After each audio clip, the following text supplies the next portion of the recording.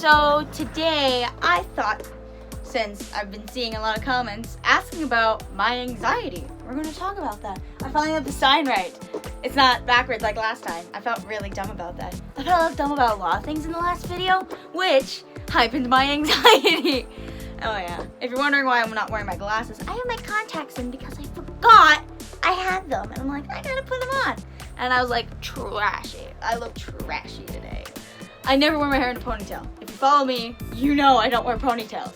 I don't wear them because they give me a headache. But anyway, that's besides the point.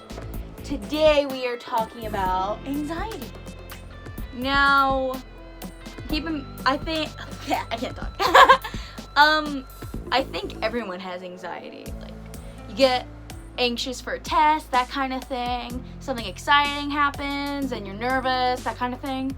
Everyone has it, but I think when it gets to the point where someone is really stressed out in their life and they have a lot going on, that's when it like hypens and it gets to a problematic point.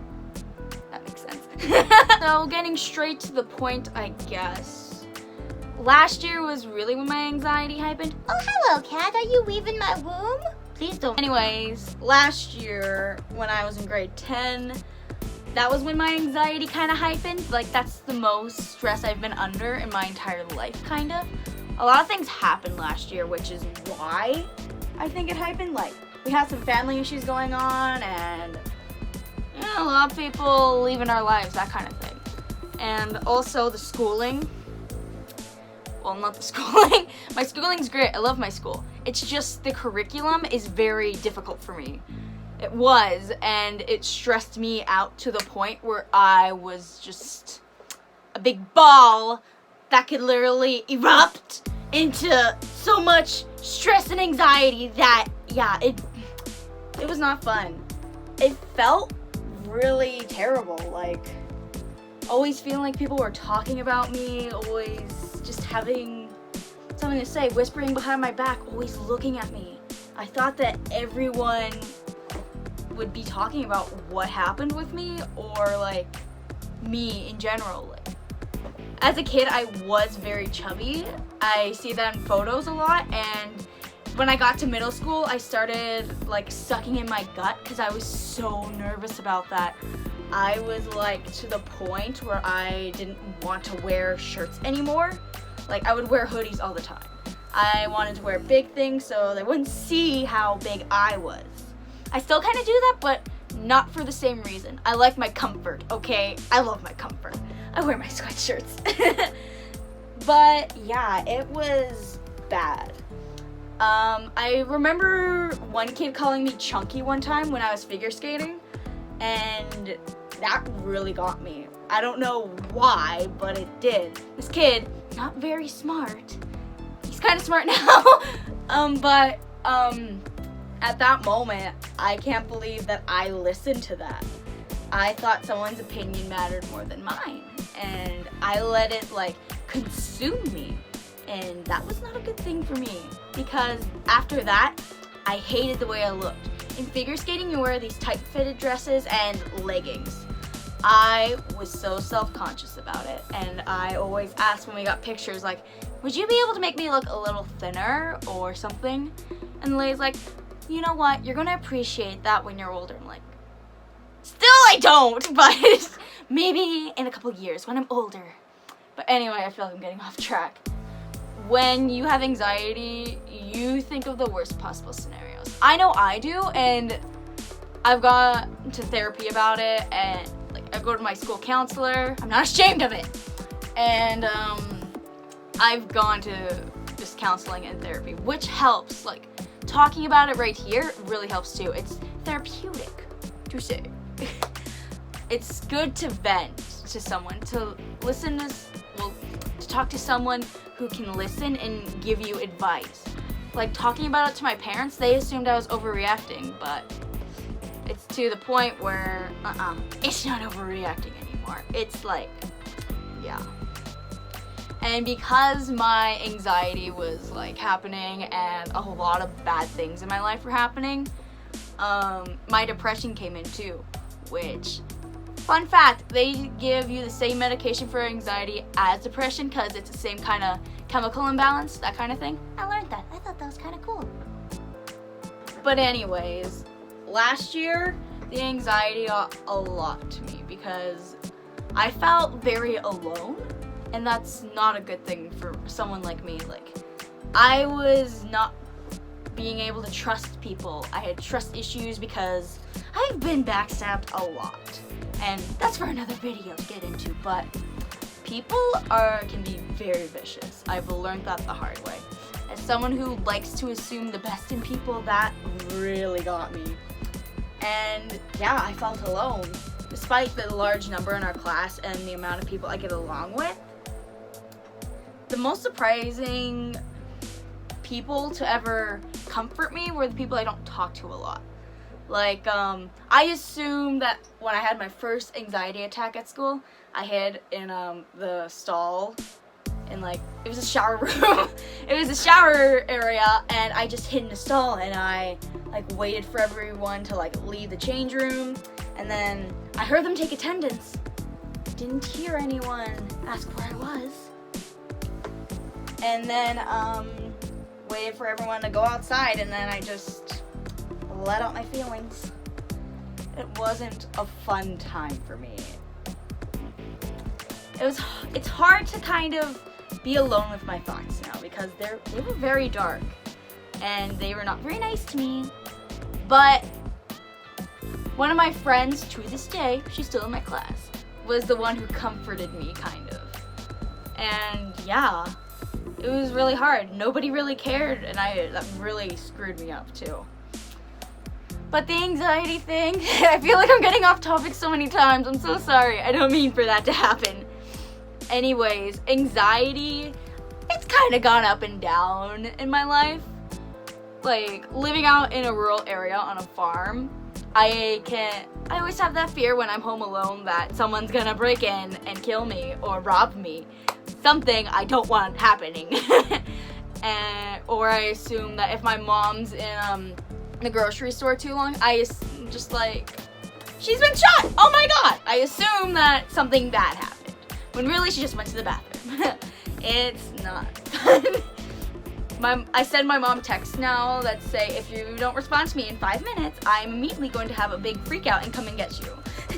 And then she's like, Haley, I'm fine, just calm down. Yeah. It's kind of funny now to joke about. That's a good way to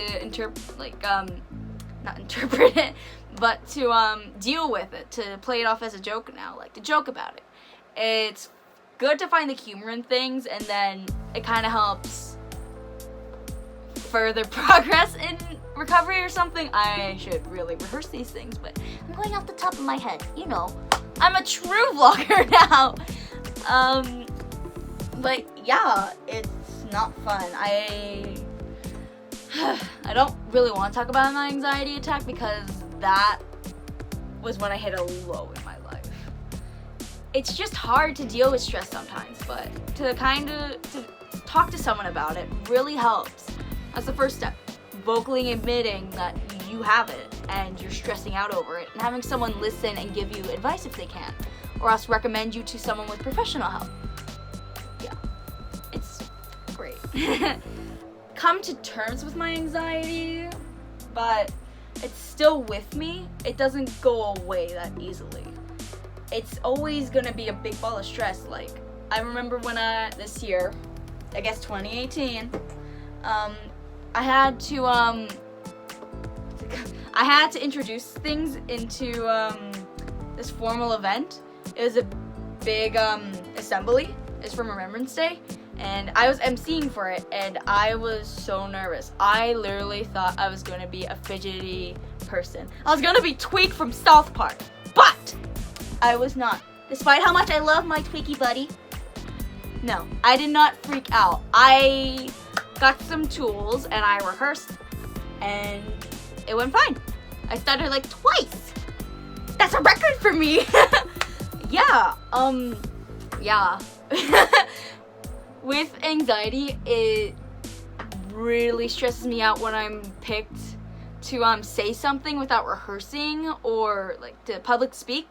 I'm okay at it now because I've had that instance, and I'm doing this. This is kind of like public speaking. I'm being open with my community, which is a good thing. I love being open with people now. But I always like assume like if someone did something bad to me for like no reason, not naming any names, but if someone does something very not polite, I assume that I did something wrong to them to deserve it, which not a good thing. I always assume that I was the wrong person and I freak out over it. I immediately have to like retrace my steps in my memory box up here. Be like, okay, what did I do? What did I do? Did they misinterpret something I said? But no.